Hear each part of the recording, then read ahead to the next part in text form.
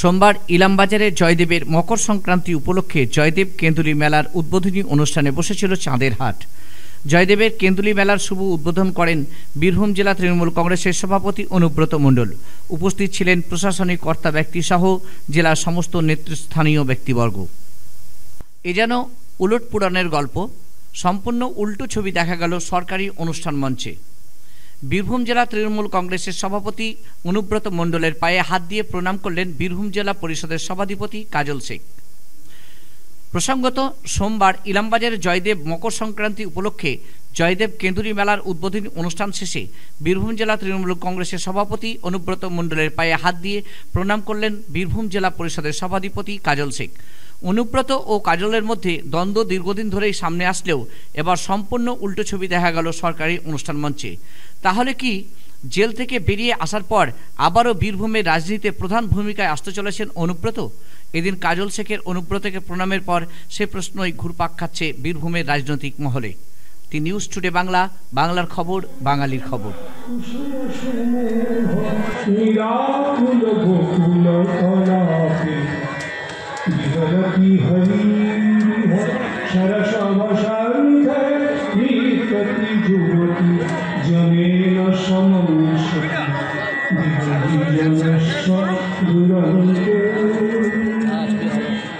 माधविका परिमललिते नवमल्लिकाति सुगन्धा मुनिमनसामपि मोहनकारिणी गते यमुना जलपूते।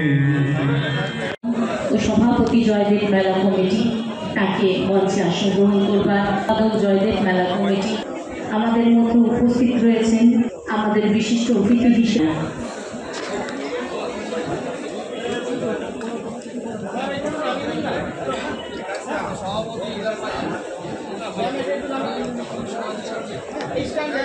সভাপতি ছিলেন। কথিত আছে তিনি তার গীত গোবিন্দ কাব্যের শ্লোক রচনা করেছেন স্বয়ং ভগবান বিষ্ণু। তিনি এসবের ঊর্ধ্বে তার সব থেকে বড় কৃতিত্ব, তিনি অজয় তীরের কেন্দুলিকে ভারত তীর্থে পরিণত করেছেন।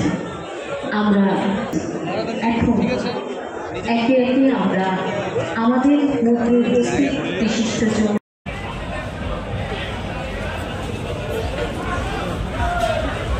ধন্যবাদ সম্মাননের প্রতি। এরপর বক্তব্য রাখবেন মাননীয় সাংসদ